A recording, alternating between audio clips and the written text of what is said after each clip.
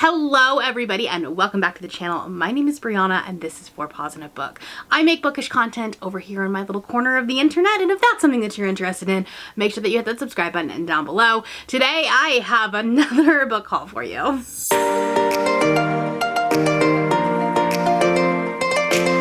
Once again, I bought too many books, okay? I have 26 books to talk to you about. The problem this time is that only 2 of those books I have read. So we are adding a lot to the TBR number.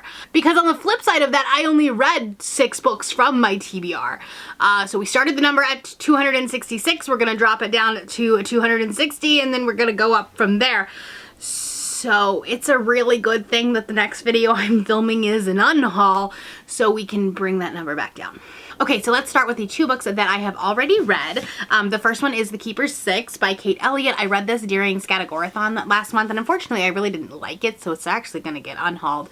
But I did haul it, so it's here. But it's not going to count, obviously, as my number because I've already read it. And then I also read Court of the Undying Seasons by A.M. Strickland. This was the group book, or the buddy read book that we are reading for Not Your Mom's Boozy Book Club. The live show for this will be in the first or second weekend of July. We haven't quite settled on a date yet, but we did do reading sprints. Spoiler alert, I ended up giving this 3.5 stars. It was a fine book, but I definitely, it was not as good as In the Ravenous Dark.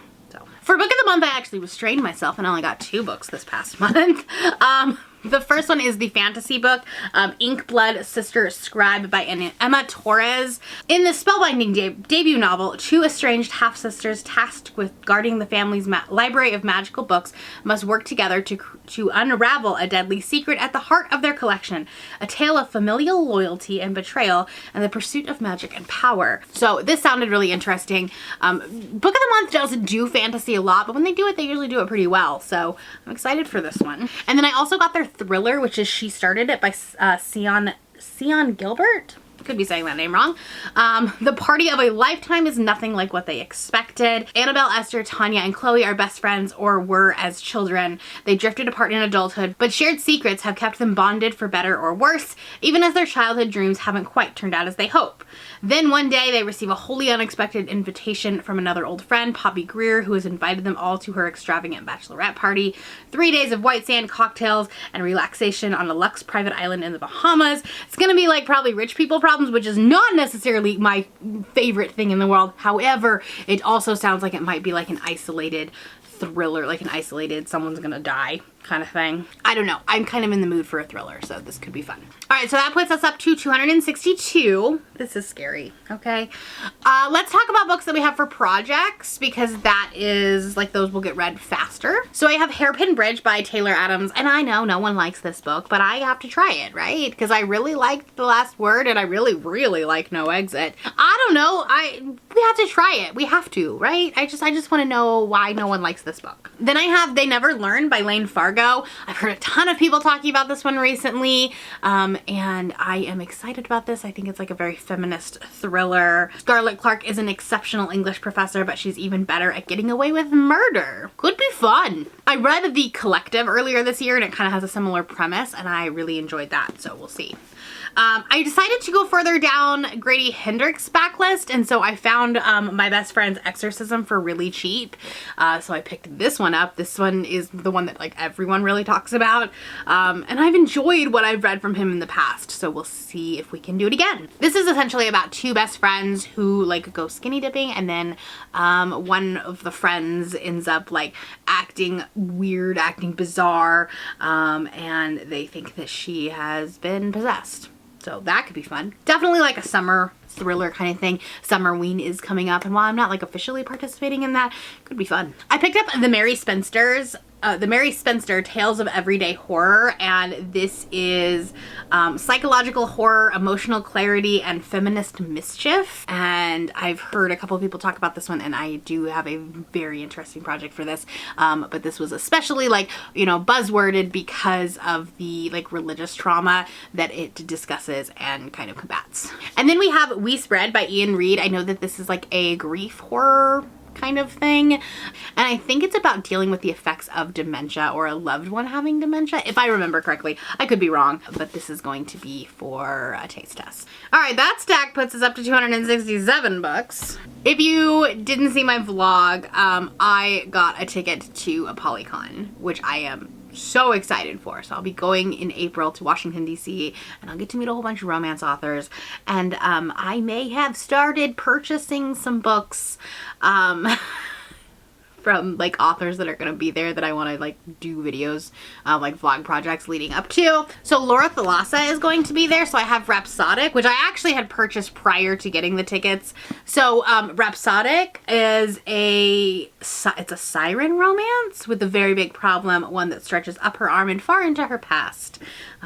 So yes, and then Pestilence is the like 4 Horsemen of the Apocalypse romance, and I like several years ago saw a lot of people reading these, and I found it on like a Facebook swap group, and I think these covers are getting remade, so it was cool to see the old cover, and I just had to like swap a book for it, which was cool. Then I got Court of Ravens and Ruin by Eliza Rain. This cover is just so gorgeous, and I know I could have read it on Kindle, but like it's so pretty, and again I found it, like, I want to say it was like $3 on Pango. But this is an enemies to lovers marriage with a fae prince and a human girl, which sounds very intriguing. I found a couple of signed copies on Pango for really cheap, which was really cool. The Tiger at Midnight by Swati Tirdhala. I'm saying that wrong, I do apologize. This is actually a YA fantasy romance, and it's Indian inspired and Hindu mythology based. And there's definitely some hate to love in here. It's like a cat and mouse game kind of thing. It says, a broken bond, a dying land, a cat and mouse game that can only end in bloodshed. This is a finished trilogy, and so if I do like this one, I will continue on with the series. And then one that just had just a stunning cover, stunning, was Death by Fire by S.C. Muir.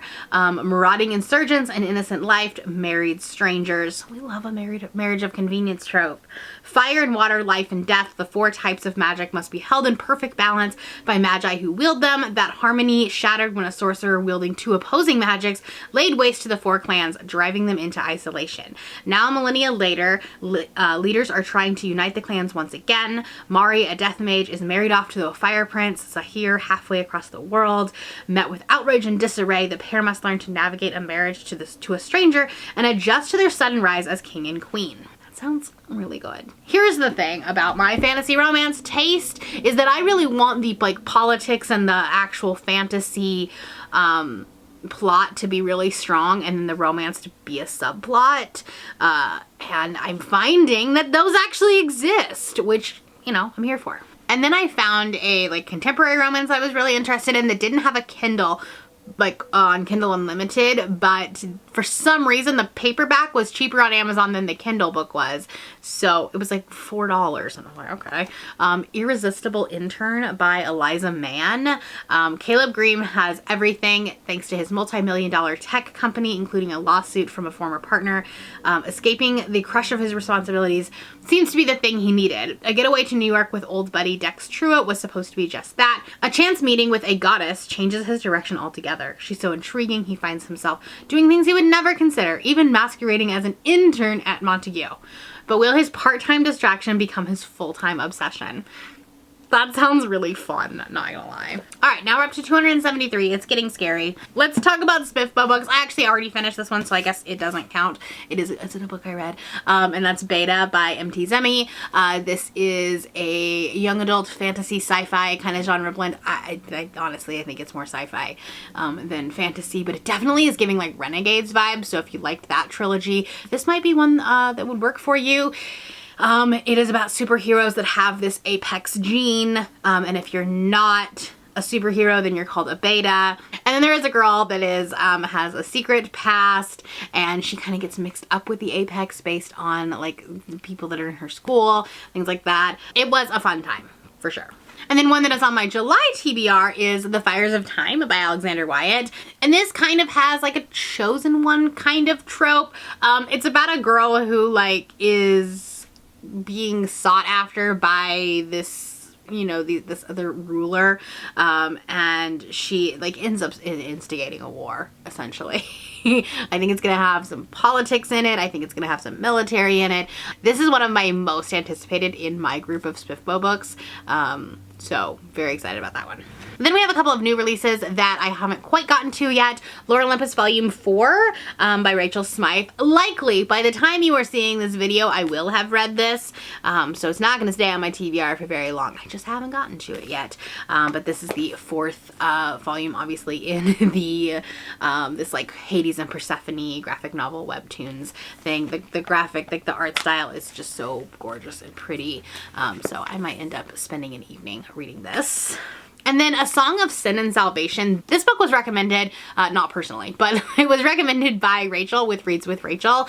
She beta read this book and really, really liked it. She's talked about it on a couple of vlogs, and I saw it on her Instagram, and they're like some of the buzzwords just were like pretty fantastic. It deals with a lot of like religious trauma and deconstructing and things like that. And I feel like I'm gonna relate to this. Did I realize how chunky it was? No. But it is a contemporary romance with like a good girl, good church-going girl, and a bad boy, and her having to deal with some of that. From here on out, I just bought books. I don't have any rhyme or reason. Let's be honest. Let's start with some fantasy books.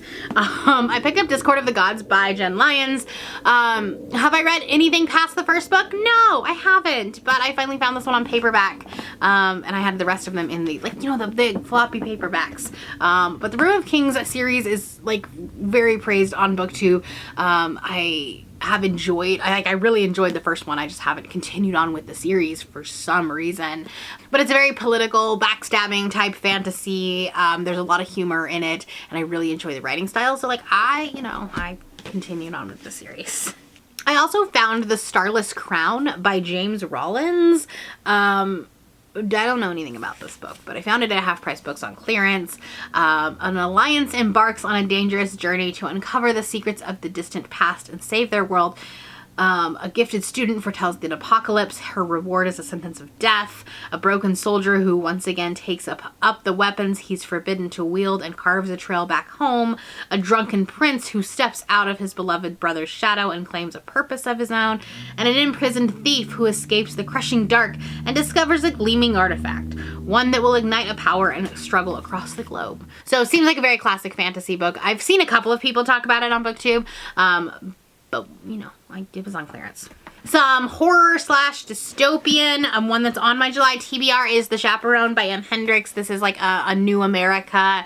It's kind of like a Handmaid's Tale type story. Annihilation by Jeff Vandermeer. I've heard a lot of people talk about this. This was talked about a lot during Relwathon because it was one of the host favorites, and I thought I would try it out. It's also super, super short, so it's gonna be like probably a readathon book. And then I got a Darcy Coates book for half off. I got Hunted. This one is about a girl who goes missing, and then they find her camera, and it's got a bunch of weird pictures on it that are gonna like hopefully lead her searchers to her.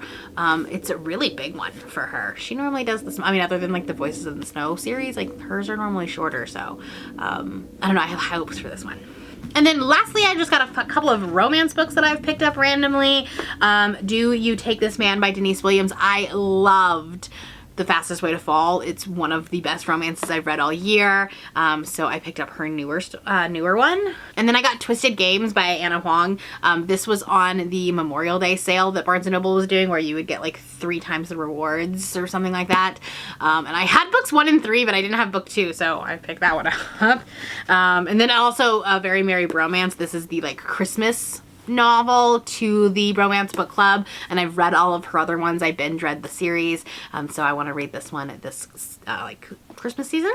And lastly, on my recent book shopping adventure, I got That Summer Feeling by Bridget Morrissey. This is a sapphic adult summer camp romance. I kind of want to finish this one before June, and I'm filming this a little bit early, so this one might get read this week if I have time for it. We'll see, because it's like, it's queer and sapphic and summery, and that just feels like June. Cool, so we're back to 285 books. That is we're coming up on 300. I wanted to be at 200 by the end of the year. Okay, well, now I know that I really, really need to be harsh with my unhaul and get this number back down. Okay. Anyways, let me know in the comments down below if you're interested in seeing me reading any of these books or which ones I made a mistake and shouldn't have bought. That's all I have for you today. If you are new here and you have not yet subscribed, there's a little button that you can do so down below the video. If you'd like to hang out with me more, the links to my Instagram, my Goodreads, Twitter, and my Patreon are linked in the description below. Thank you all for watching, and I will see you next time. Bye.